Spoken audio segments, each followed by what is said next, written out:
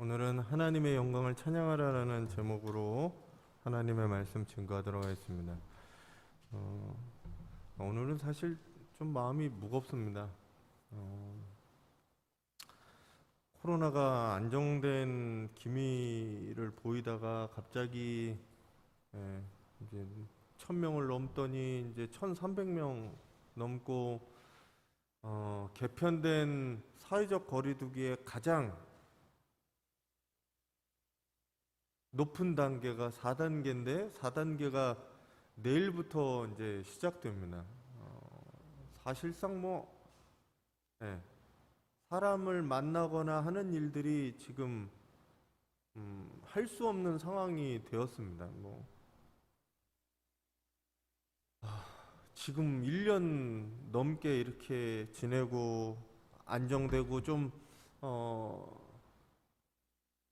이제는 조금 괜찮아질만 하다고 생각하는 이때에 다시 이런 것들이 시작되어서 참 마음이 무겁습니다. 특별히 교회는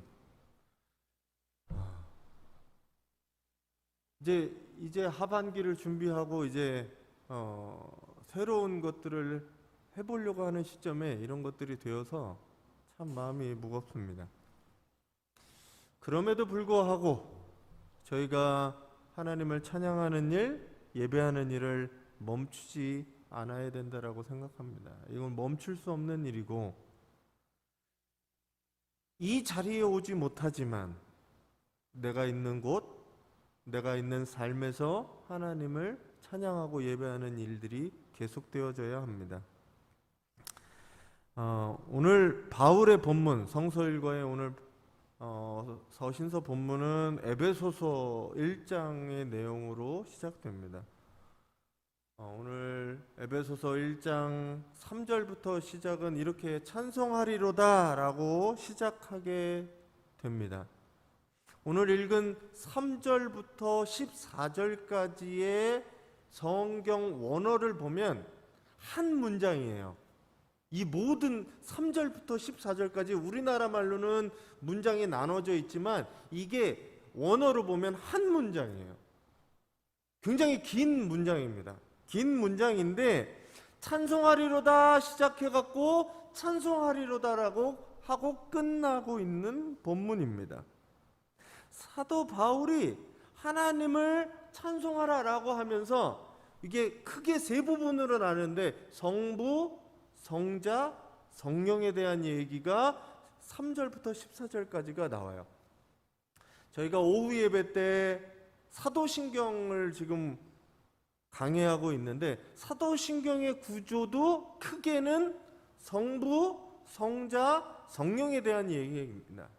근데 오늘 이 에베소서 1장 3절에서 14절이 한 문장인데 성부에 대한 얘기, 성자에 대한 얘기, 성령에 대한 얘기, 무엇을 하셨고 왜 우리가 찬양해야 되는지 이 본문에 나와 있습니다. 그래서 보면 이렇게 되어 있어요. 구조가 이래요. 오늘 3절부터 14절까지 구조가 성부 하나님에 대해서 얘기를 하고 6절에 마무리하면서 그 영광을 찬송하게 하라. 그리고 성자 하나님에 대한 얘기를 쭉 하고 영광의 찬송이 되게 찬송이 되게 한다는 얘기를 그 다음에 12절에 정리를 하고 있습니다. 그리고 13절, 14절 성령 하나님에 대한 얘기를 하고 14절 마지막에 그의 영광을 찬송하게 하려 하십니다 라고 얘기합니다. 이게 똑같아요. 이게 한 문장 안에 이렇게 얘기합니다. 결국은 뭐냐면 에베소 교회에 편지하면서 하나님을 찬송하라라고 얘기하는 거예요. 성부 하나님, 성자 하나님, 성령 하나님. 바울이 삼위일체를 얘기하지 않지만 이 구조로 보면 삼위일체 하나님에 대한 역사를 이야기하고 있습니다. 끝까지 찬양하라는 거예요. 찬송하라는 거예요. 여기서 찬송하라라는 말을 주의해서 들을 필요가 있는데 우리가 찬양이라고 얘기하면 뭐라고 생각하냐면 곡조가 있는 곡조가 있는 찬송시, 곡조가 있는 걸로 생각, 노래 부르는 거를 찬양이라고 생각, 단순히 그런 게 아니라는 거예요. 하나님의 이름을 높이는 모든 일, 그게 찬송이고 찬양이 된다라는 겁니다. 오늘 특송하신 거에 보면 가사가 이런 게 있다는 거예요. 나의 삶으로 찬양하겠다. 그죠? 나의 삶으로 기도하겠다. 사실은 찬양과 기도는 입으로만 하는 게 아니에요. 내 삶으로 하는 겁니다. 찬양이, 하나님을 높이는 일이 내 삶으로 일어나야 진정한 찬양과 기도가 되는 겁니다. 근데 오늘 이 에베소서를 쓰는 사도 바울의 상황이 어땠냐? 사도 바울의 상황이 어땠냐? 지금 로마 감옥에 갇혀 있어요. 이게 옥중서신이거든요. 찬송하리로다 라고 얘기를 해놓고 자기 상황은 감옥에 갇혀 있는 거예요.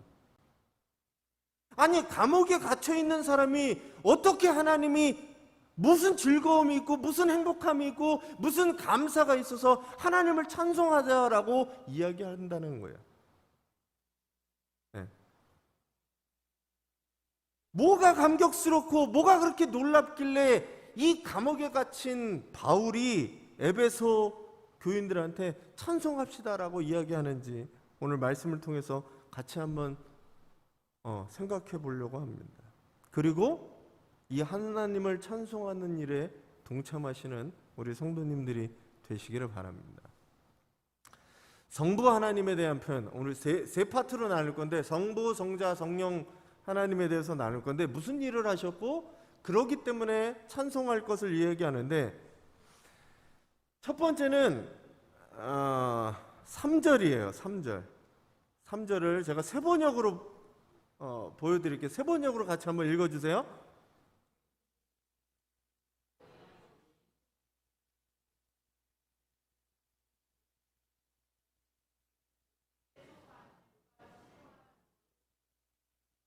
아멘. 자, 하나님을 찬양합시다 라고 해놓고 하나님이 어떻게 하셔서 하나님을 찬양하냐라고 하냐면 여기 보면 하늘에 속한 온갖 신령한 복, 개역 개정에 보면 하늘의 모든 신령한 복이라고 얘기를 해요. 복이 뭔가요? 복이 여러분들이 생각하는 복이 뭔가요?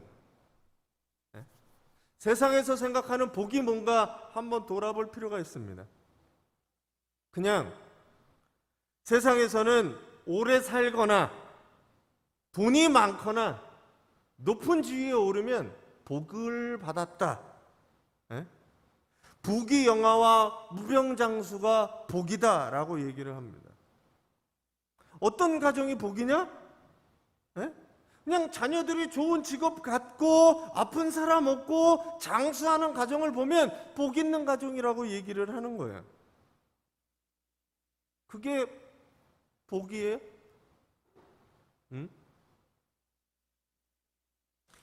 이 땅에서 그 복이라는 것은 변하기 마련해요.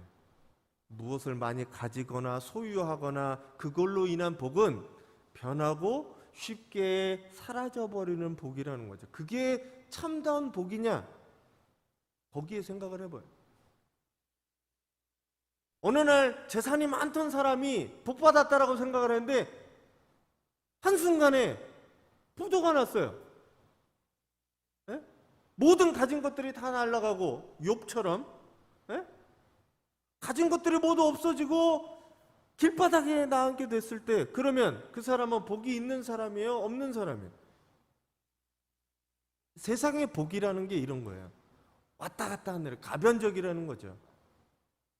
그리고 어떤 사람은 이만큼 가졌어도 복인 줄로 몰라요. 더 큰 게 필요한 거예요. 더 큰 게. 세상의 복이라는 게 무엇을 가져서 행복하다라는 거는 그렇게 오래 가지 못한다는 거예요. 변한다는 거죠. 변할 수 있는 복은 참다운 복이 아니라는 겁니다. 그래서 하나님이 우리에게 주시는 복은 여기서 얘기하는 하늘에 속한 온갖 신령한 복이라고 얘기합니다. 그게 뭘까? 하늘에 속한 신령한 복. 그게 뭘까 궁금하잖아요. 그거를 5절에서 이렇게 표현해요. 5절에서 이렇게 얘기하는데 같이 한번 읽어주세요. 세 번역으로.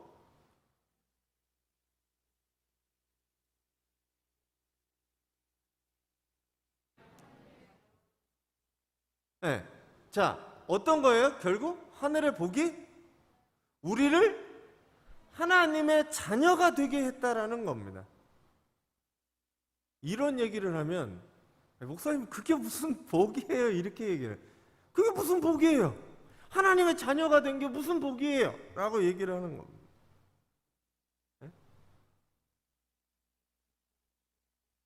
우리가 하나님의 자녀가 될 수 있는 게 복이라는 사실을 기억하셔야 돼요. 왜냐하면 우리는 원래 어떤 사람들이었어요? 죄와 허물로 인해 죽을 수밖에 없었던 사람이에요. 근데 하나님이 갑자기 우리를 택해서 뭐가 됐냐면 양자로 삼았습니다. 그러니까 로마 시대에 사람들이 후손이 없고 대를 이을 사람이 없을 경우 뭘 했냐면 양자를 드렸어요. 그 양자는 그가 종이었던 죄인이었던 상관없이 양자로 삼는 동시에 뭐가 되냐면 아버지의 상속인이 됩니다. 아버지의 모든 지위를 이 양자가 받아요. 그래서 그 로마의 황제였던 이 베스파시안이라고 하는 황제가 되는데, 황제가 이 요세푸스를 양자로 삼아서 로마로 데려갑니다. 하루아침에 유대인이 로마인의 황제의 아들이 되어요. 그게 양자의 권한인 거예요. 근데 양자로 택함받는 사람은 감사한 거죠. 갑자기 신분이 변화된 거죠. 이런 관점으로 보면 하나님이 우리를 택해서 자녀 삼아 주셨다는 게 은혜예요, 은혜가 아니에요? 복이에요, 복이 아니에요? 무엇을 갖고 그러는 것보다 아버지를 가지면, 아버지가 내 아버지가 될 때 이 아버지가 갖는 모든 것들이 나에게 상속되어지기 때문에 무슨 단순히 몇 푼 얼마의 주의, 그게 중요하지 않아요. 하나님이 내 아버지가 되시는 것이 죽을 수밖에 없는 우리가 살아있는 하나님의 아들이 된다라는 그것 하나만으로 우리는 신령한 복이고 그것이 변하지 않는 복이라는 겁니다. 그래서 우리는 하나님의 자녀로서 살아가야 돼요. 그리스도인이 하나님의 자녀로서의 긍지를 갖고 살아가야 돼요. 근데 그리스도인 중에 많은 사람은 무엇을 생각하냐면 하나님 믿어서 내가 구원받아야지, 여기에 초점을 맞춰요. 죽은 이후에 천국 가야지 라고 초점을 맞춰요. 이 땅에서 하나님의 자녀로 사는 것은 아무 의미가 없어요. 거기에 중점을 두지 않아요. 그냥 죽어서 가는 천국만을 생각한다라는 거죠. 어떻게 하면 이 다음에 천국에 들어가서 살 궁리를 하지, 하나님의 자녀됨, 하나님의 자녀로 어떻게 살고 어떻게 행동해야 되는지 생각하지 않는다는 겁니다. 오늘 말씀을 통해서 듣고자 하는 거는, 하나님의 말씀하고자 하는 거는 여러분들이 하나님의 자녀라는 겁니다. 하나님의 자녀가 되면 부수적으로 따라오는 것들이 있는 거지, 그 밑에 어떤 부귀영화와 그것을 위해서 하나님의 자녀가 되는 것은 아니라는 겁니다. 아무리 착하고 선하고 많은 봉사를 한다 하더라도 하나님의 자녀가 되고 하나님의 자녀로 살지 않으면 믿음이 잘못된 거라는 거예요. 저는 예수 잘 믿어서 천국, 그게 문제가 아니라는 거예요. 내가 회개와 동시에 나는 하나님의 자녀가 되고 하나님의 자녀로서의 삶이 오늘 말씀에 보면 중요하다는 겁니다. 하나님이 처음부터 계획하신 게 뭐냐? 사람들을 하나님의 자녀로 삼고 싶었다는 거예요. 하나님의 자녀로 만들고 싶었다는 거예요. 그게 하나님이 기뻐하시는 일이었다라는 겁니다.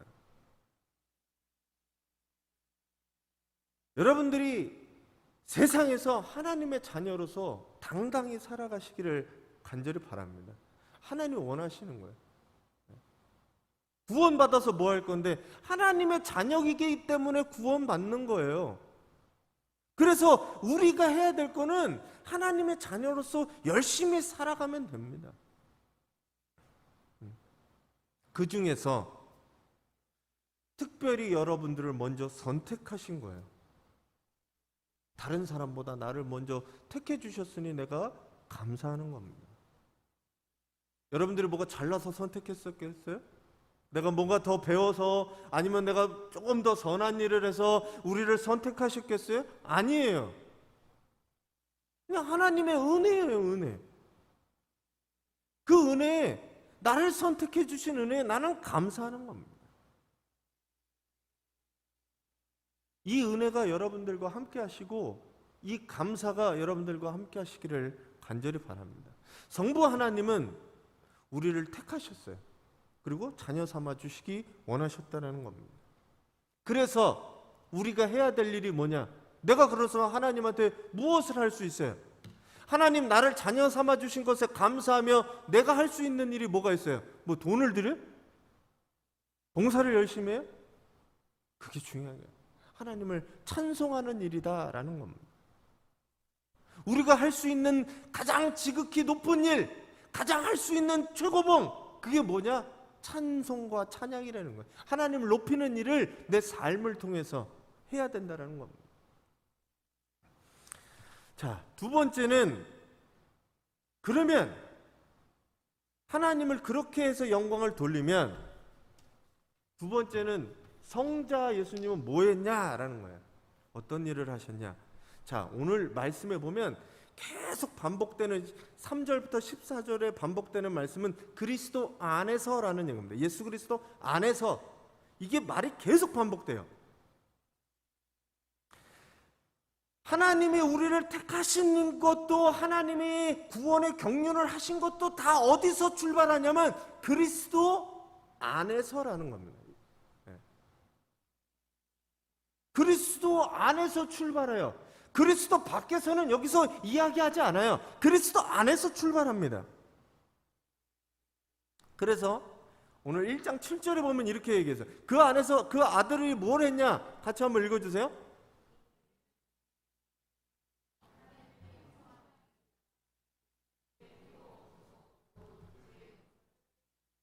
네. 세번역에서는 이렇게 되어 있어요. 자, 그의 아들 어디서요? 안에서. 예수 그리스도 안에서, 그리스도 안에서. 계속 아까 3절부터 나오는 게 계속 그래요.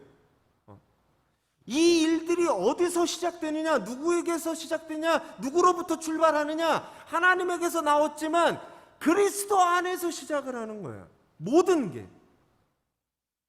그래서 그 중에 그리스도 안에서 무엇을 그리스도께서 하셨냐? 그의 피로 구속, 곧 뭐요? 죄사함, 죄용서. 개역개정 성경에는 뭐라고 되어 있냐면 속량, 속량, 곧 죄사함을 받았느니라 라고 이야기합니다. 하나님께서 하신 일이, 예수 그리스도께서 하신 일이 뭐예요? 십자가에 돌아가심으로 말미암아 그 피로서 죄사함을 사람들에게 주셨다는 겁니다. 자, 여기서 7절 말씀에 받게 되었습니다 라고 얘기하는 그 단어가 헬라어 원문에는 현재형으로 쓰여져 있습니다. 이게 뭔 얘기냐면 죄사함을 받고 구원 얻는 것은 과거 시제도 아니고 미래 시제도 아니고 지금 현재 시제라는 거예요. 제가 이게 사도신경 강의하면서도 말씀드렸습니다. 우리의 구원은 내가 예전에 구원받았지라고 말할 수 있지 않는 거예요. 앞으로 구원받을 거지라고 이야기하지 않습니다. 구원은 그 시점이 현재 시점에 지금 당신들이 구원받았느냐, 내가 구원받았느냐가 중요하다는 거예요.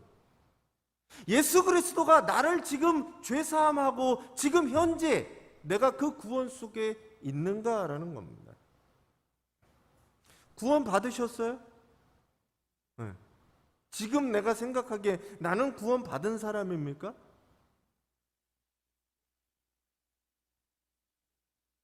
중요해요, 이게. 아직 긴가민가 하시면 안 돼요. 지금 현재 내 상황과 내 삶의 자리에서 내 정황에서 과연 나는 하나님을 구주로 구원받음을 고백하고 죄사함을 고백하고 살고 있는가라는 거예요. 죄 용서를 내가 받았는가라는 겁니다. 세상에 죄 안 짓는 사람이 어디 있어요? 모든 사람이 죄 짓죠. 문제는 죄에 대한 용서를 받았느냐라는 겁니다. 개역개정에는 속량이라는 표현은 뭐냐면 노예의 값을 지불할 때 값을 지불하고 자유롭게 해주는 걸 속량이라고 하는 거예요. 죄에서 그 사람을 해방시켜 주는 것을 이야기합니다.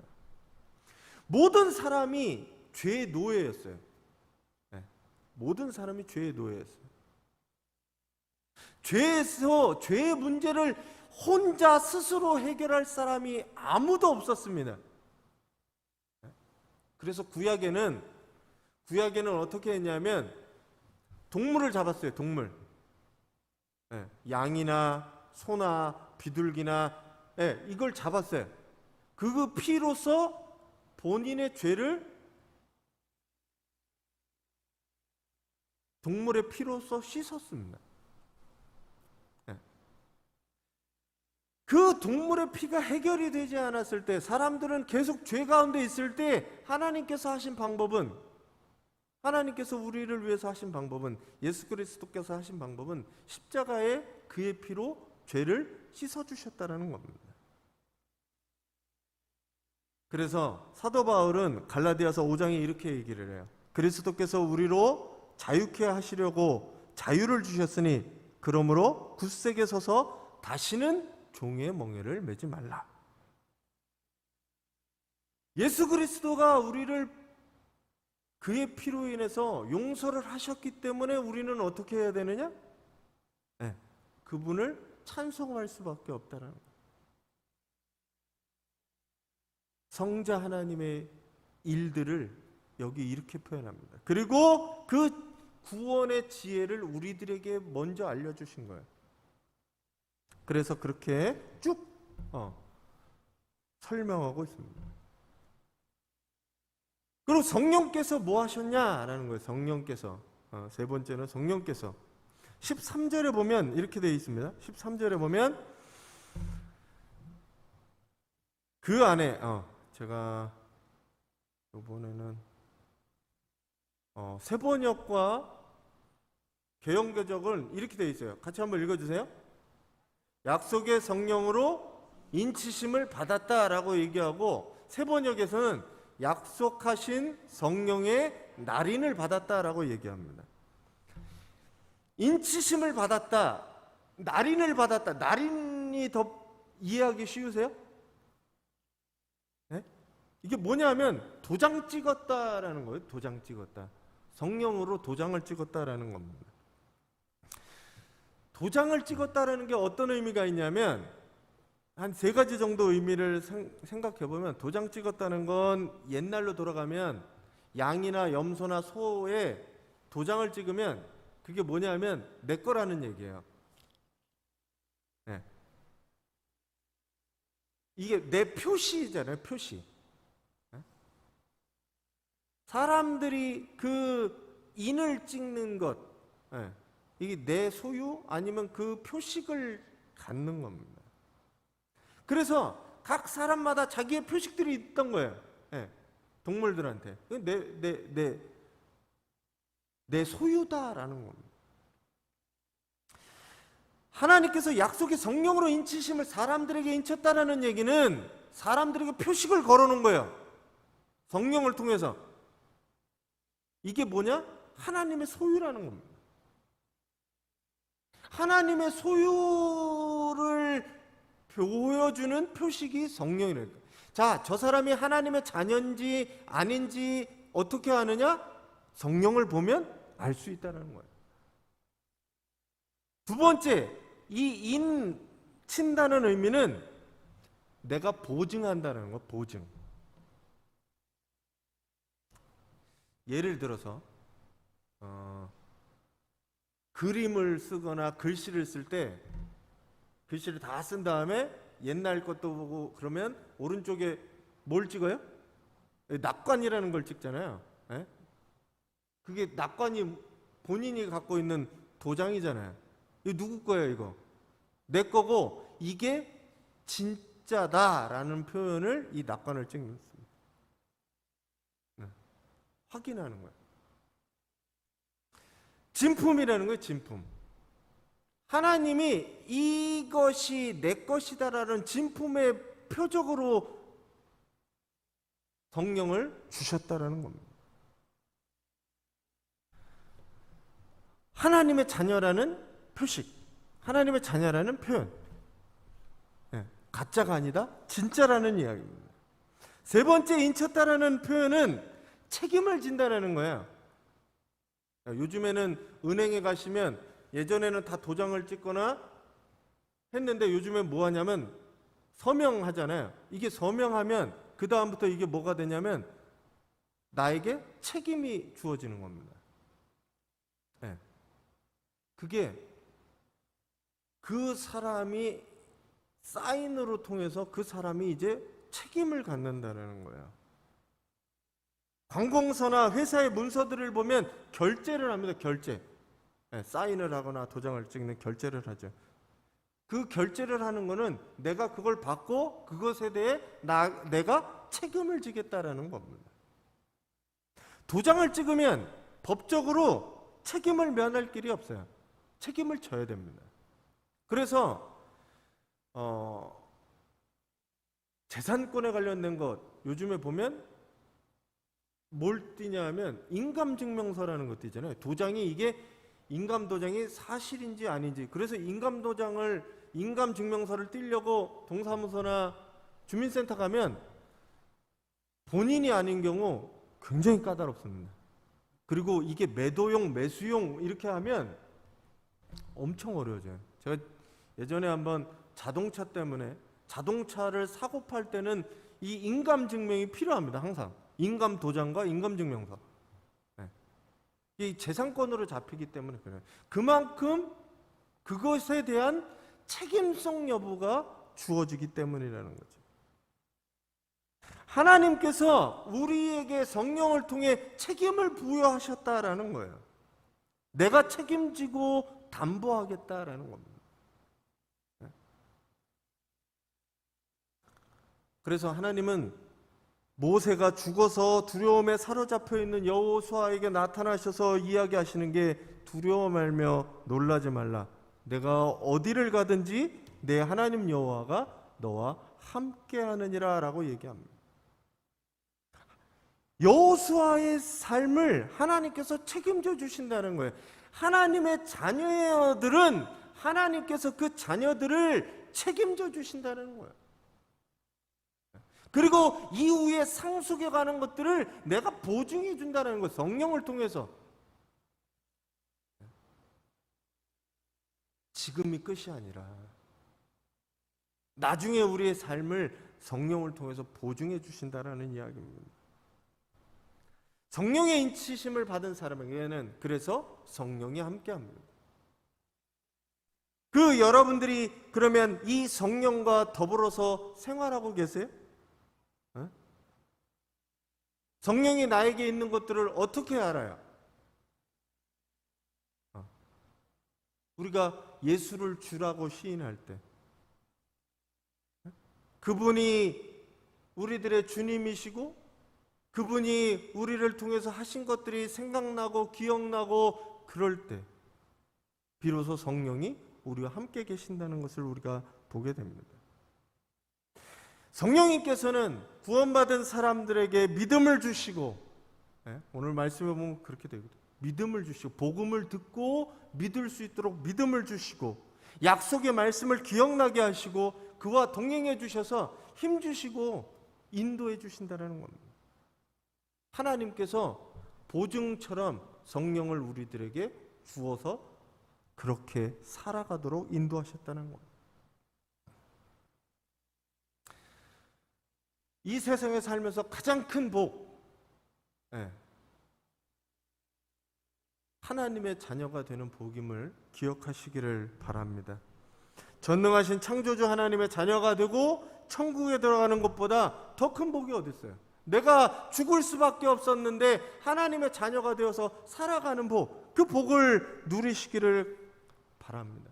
그래서 우리는 그 받은 복 때문에, 하늘의 신령한 복 때문에 하나님을 찬송해야 하고 하나님을 예배해야 한다는 겁니다. 성부 하나님께서 우리를 택하셔서 자녀 삼아 주시고 성자 예수님께서 우리를 대속하셔서 죄를 용서해 주시고 성령 하나님께서 우리를 하나님의 자녀로 인정해 주시고 우리 안에 거하시며 우리들에게 능력 주시는 그 능력으로 우리는 살아가야 되는 겁니다. 여러분들의 삶이 그렇게 되기를 간절히 바랍니다. 내 상황이 아니라 하나님 이것 때문에 하나님을 찬송합니다. 이것 때문에 감사합니다. 무엇 때문이 아니라 우리를 자녀 삼아 주신 우리 존재가 변화된 것으로 인해서 하나님을 찬양하시고 하나님을 높이시는 우리 성도님들이 되시길 바랍니다. 여러분들 삶이 하나님을 높이는 삶이 되시기를 간절히 축원합니다. 같이 한번 말씀 정리해 주세요.